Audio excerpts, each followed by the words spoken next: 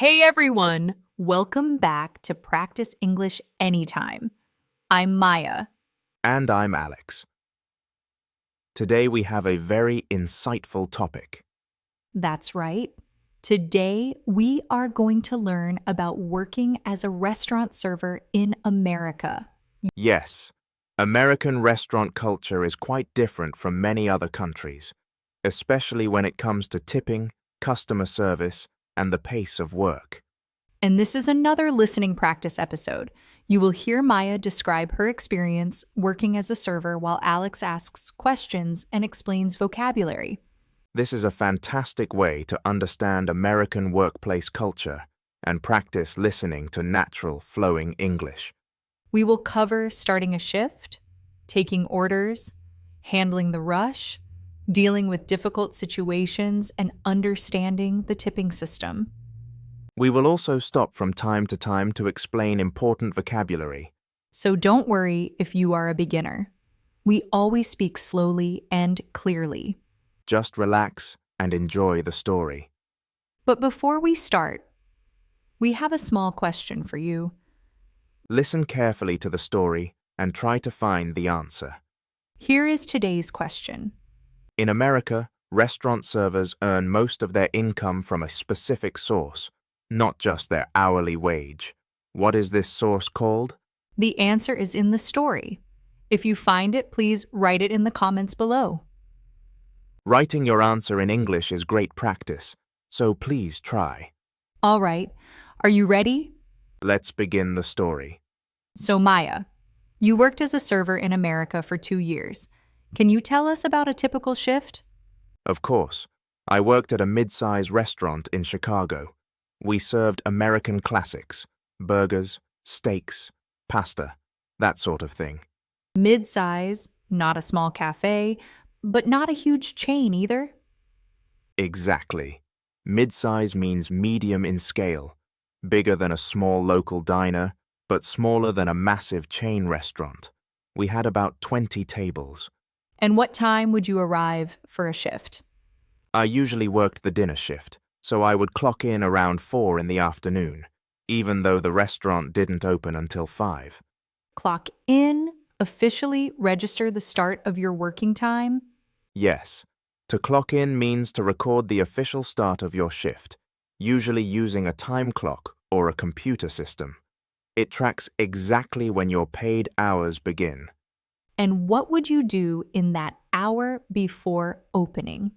That hour is called the pre-shift. It is dedicated to setting up, rolling silverware, restocking condiments, checking the reservation list, and attending the pre-shift meeting. Rolling silverware, wrapping cutlery in a napkin? Yes, rolling silverware means placing a knife, fork, and spoon inside a folded napkin and rolling it up neatly. It is a very common server task before opening, preparing dozens of these rolls for the evening. And pre-shift meeting? A brief meeting before the shift begins? Yes, the pre-shift, sometimes called the lineup, is a short meeting where the manager updates the team. They tell us about the daily specials, any out-of-stock items, and any important reminders. Out of stock? Items the kitchen has run out of? Yes, if a dish is out of stock, it means we have run out of an ingredient and cannot serve that item that night.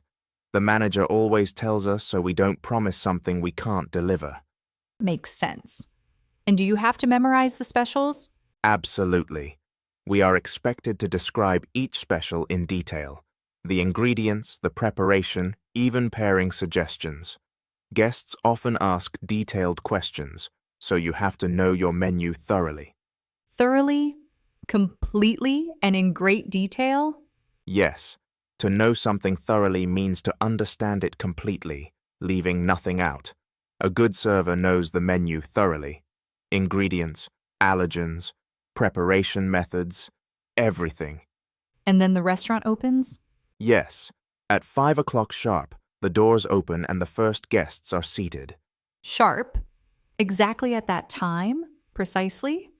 Yes, sharp means precisely, with no delay.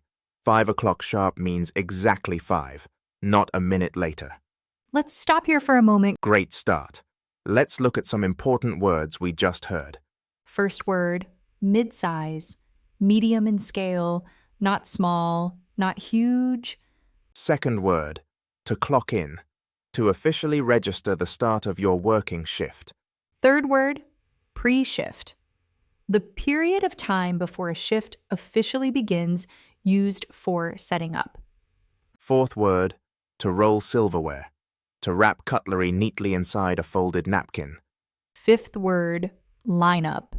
Another name for the short pre-shift staff meeting before opening. Sixth word, out of stock, when an ingredient or dish has run out and cannot be served. Seventh word, thoroughly, completely and in great detail, leaving nothing out. Eighth word, sharp, precisely at a given time, with no delay. 8 important words. Now let's go back to the story.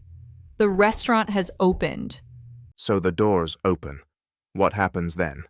I am assigned a section, a group of tables that are my responsibility for the shift. Usually 4 or 5 tables. A section, a specific area you are responsible for? Yes. In American restaurants, each server has their own section. You are responsible for everything that happens at those tables, taking orders, delivering food, checking in, handling the bill. Checking in, visiting the table to make sure everything is okay? Yes. To check in on a table means to visit them briefly, to ask if everything is satisfactory. Is everything tasting good? Can I get you anything else? That sort of thing. And how do you greet new guests at your section? There is a fairly standard greeting. Something like, "Hi, welcome in. My name is Maya, and I'll be taking care of you tonight. Can I start you off with something to drink?" Welcome in? That's a friendly way of saying welcome. Yes. Welcome in is a very common American restaurant greeting. It is warm, casual, and immediately makes guests feel comfortable. And taking care of you tonight. That means you are personally responsible for their experience? Exactly. I'll be taking care of you means I am your dedicated server, here to help with anything you need during the meal. It establishes that personal connection right away. Very welcoming. And then you take their drink order? Yes, drinks first. Then a few minutes later, I come back for their food order. While they decide, I often suggest popular dishes or describe the specials again. Do you ever recommend specific dishes? All the time. If a guest seems unsure, I'll say something like, "A lot of people love the ribeye steak. It's one of our most popular dishes." It helps them decide and shows that I genuinely know the menu. Ribeye, a cut of beef steak? Yes, ribeye is a popular, well-marbled cut of beef known for being tender and flavorful. Very common on American steakhouse menus. Marbled, having streaks of fat running through the meat? Yes, marbling refers to the small streaks of white fat distributed throughout a piece of meat. More marbling generally means more flavor and tenderness. Now, what happens when the restaurant gets really busy? That is what we call the rush, usually between 6:30 and 8:30 in the evening. Every table is full, the kitchen is working at full speed, and you are running constantly. Running constantly, moving quickly, and without stopping. Yes. During the rush, you are practically jogging between the kitchen and your tables, carrying plates, refilling drinks, taking new orders, dropping checks, all at the same time. Dropping checks. What does that mean? To drop a check means to bring the bill to the table. When a table is finishing their meal, you drop the check so they can pay whenever they are ready. And how do you manage multiple tables at once? You learn to prioritize. You constantly assess which table needs attention most urgently. A drink that's empty, a question someone has, food that is ready in the kitchen window. Prioritize. Decide what needs attention first, based on importance. Exactly. To prioritize means to organize tasks based on their level of importance or urgency. It is the single most important skill for surviving a busy restaurant shift. And the kitchen window? The kitchen window, sometimes called the pass, is the counter where the kitchen places finished dishes for servers to pick up and deliver to tables. You watch it closely so food doesn't sit too long and get cold. Let's pause here for a moment. Lots of important restaurant vocabulary. Let's review. First, a section. The specific group of tables a server is responsible for during their shift. Second, to check in. To visit a table briefly to ask if everything is satisfactory. Third, welcome in. A common, friendly American restaurant greeting. Fourth, ribeye. A popular, well-marbled cut of beefsteak known for flavor and tenderness. Fifth, marbled. Having streaks of fat distributed throughout a piece of meat. Sixth, the rush. The busiest period of service when every table is full and the kitchen is at full speed. Seventh, to drop a check. To bring the bill to a table. Eighth, to prioritize. To organize tasks based on their importance or urgency. Ninth, the kitchen window or the pass. The counter where finished dishes are placed for servers to collect. 9 more important words. Now let's go back to the story. Let's talk about difficult moments. Now, every job has its challenges. What are the harder parts of being a server? Honestly, the physical demands are tough. You are on your feet for 8 hours, carrying heavy trays, moving fast. By the end of a Friday night, my legs are completely exhausted. Exhausted? Extremely tired? Beyond just normal tiredness? Yes, exhausted is much stronger than tired. It means completely drained of energy, both physically and sometimes mentally. A busy Friday rush leaves most servers exhausted. And besides the physical side, are there difficult customers too? Occasionally, yes. Most guests are wonderful, but sometimes you get someone who is rude or who sends food back multiple times or who is simply impossible to please. Sends food back? Returns a dish to the kitchen because something is wrong? Yes. To send food back means to return a dish you are unhappy with. Maybe it's not cooked correctly or it's the wrong order. It happens, and a good server handles it calmly and professionally. Impossible to please? No matter what you do, they remain unsatisfied? Exactly. Some guests have unrealistic expectations, and nothing you do seems good enough for them. It is rare, but it happens, and it can be emotionally draining. Emotionally draining, exhausting in a mental or emotional way, not just physical? Yes, emotionally draining means it takes away your emotional energy and patience, leaving you feeling worn out mentally. Dealing with an unhappy customer for 10 minutes can feel as tiring as an hour of physical work. How do you cope with that? You develop a thick skin over time. Thick skin. That means becoming less sensitive to criticism or rudeness? Exactly. Having a thick skin means you don't let negative comments or rudeness affect you deeply. It is a skill that develops with experience. In my first month, a rude comment would upset me all day. By my second year, I could let it go in minutes. And do other staff support each other during tough moments? Absolutely. There is a real sense of camaraderie among restaurant staff. Camaraderie. A feeling of friendship and mutual support among a group? Yes. Camaraderie is the trust, loyalty, and friendship that develops between people who work closely together, especially under pressure. Restaurant teams develop very strong camaraderie because the work is intense and you rely on each other constantly. I love that. Now, what about making mistakes? Does that happen often? Of course, everyone makes mistakes. Forgetting a drink order, mixing up two similar dishes, bringing the wrong sauce. The important thing is how you handle it. How should you handle it? You own up to it immediately. Own up to it. Admit responsibility honestly.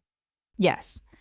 To own up to a mistake means to honestly admit that you made an error rather than making excuses or blaming someone else. Guests appreciate honesty far more than excuses. I am so sorry, I made a mistake. Let me fix that right away. That approach works every time. That's great advice for life in general, not just restaurants. It really is. Owning up to mistakes builds trust, whether you are serving tables or working anywhere else. Let's stop here for a moment. Important words about handling challenges. Let's review. First, exhausted, extremely tired, beyond just normal tiredness, drained of energy. Second, to send food back. To return a dish to the kitchen because something is wrong. Third, impossible to please, describing someone who remains unsatisfied no matter what you do. Fourth, emotionally draining. Exhausting in a mental or emotional way. Fifth, thick skin, becoming less sensitive to criticism or rudeness over time. Sixth, camaraderie.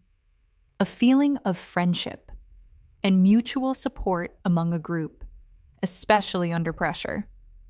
Seventh, to own up to honestly admit responsibility for a mistake. 7 more important words. Now let's go back to the story. Let's talk about tipping. Now, let's talk about something very important in American restaurants. Tipping. Can you explain how it works? Of course, in the United States, servers are typically paid a very low hourly wage, sometimes as low as $2 or $3 an hour. The rest of their income comes from tips. Hourly wage, the amount you are paid for each hour worked? Yes, an hourly wage is the base pay rate per hour. For servers in many states, the law allows restaurants to pay a much lower hourly wage because tips are expected to make up the difference. Make up the difference? Fill the gap to reach a fair total income? Exactly. To make up the difference means to add what's missing to reach a complete or fair amount. Tips make up the difference between the low hourly wage and a livable income. Livable income? Enough money to cover your basic living costs? Yes, a livable income is enough to pay for housing, food, and other essentials comfortably. Without tips, a server's hourly wage alone is nowhere near a livable income. So how much do customers usually tip? The standard expectation in America is between 18 and 22% of the total bill, depending on the quality of service. For exceptional service, some guests tip even more. And do customers calculate that themselves? Often, yes, though many receipts now show suggested tip amounts already calculated. 18%, 20%, 25%, to make it easier. That's very helpful. And do servers keep all of their own tips? It depends on the restaurant. At my restaurant, we did something called tip pooling. Tip pooling, combining tips and sharing them among the staff. Yes, tip pooling means all the tips collected during a shift are combined into one pool, then divided among the team, servers, bussers, bartenders, sometimes even kitchen staff. It encourages teamwork rather than competition. Bussers. Who are those? A busser is a staff member who clears tables, resets them with clean silverware and napkins, and supports the servers. A very important role, especially during a busy rush. And do you think tipping is a good system? Honestly, it has its pros and cons. On one hand, it can motivate servers to give excellent service, since their income is directly tied to performance. On the other hand, it puts a lot of pressure on customers, and income can be unpredictable. Pros and cons. The advantages and disadvantages? Yes, pros and cons means the good and bad points of something. The tipping system has both generous pros and frustrating cons, depending on who you ask. And at the end of the night, how does your shift end? Once my last table leaves, I cash out. Cash out, settle your final accounts and collect your tips. Yes, to cash out means to finalize your sales for the night, report your tips, and pay any owed amounts back to the restaurant. Then you do your side work. Side work, additional cleaning and prep tasks at the end of a shift. Yes, side work includes tasks like restocking condiments, rolling more silverware, and wiping down your section for the next shift. Every server has a side work checklist before they can clock out. Clock out, officially register the end of your shift. Yes, clocking out is the opposite of clocking in. It marks the official end of your paid working time. And how do you feel walking out after a long shift? Tired, but usually satisfied. Counting my tips at the end of a good night and seeing that hard work pay off. That feeling never gets old. Never gets old, remains enjoyable no matter how many times you experience it.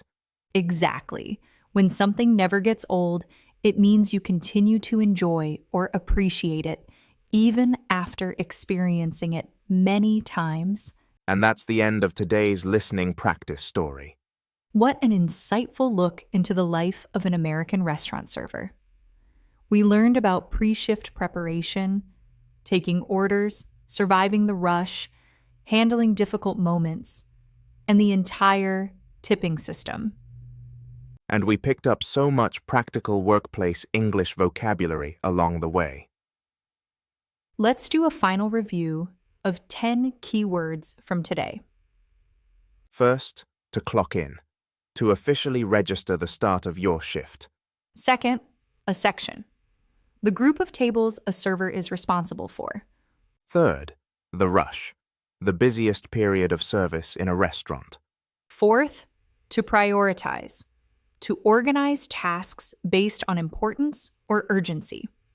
Fifth, thick skin, becoming less sensitive to criticism or rudeness over time.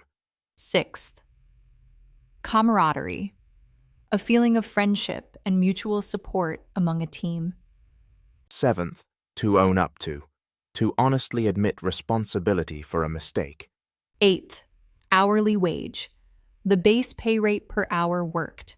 Ninth, tip pooling, combining and sharing tips among the entire restaurant team. 10th, to cash out, to finalize sales and tips at the end of a shift.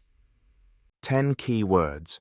Practice them, and you will understand American restaurant culture and workplace English in general much more deeply. Whether you plan to work in a restaurant yourself or simply want to understand the experience better as a customer, this vocabulary will serve you well. Now, one last time, today's question. In America, restaurant servers earn most of their income from a specific source, not just their hourly wage.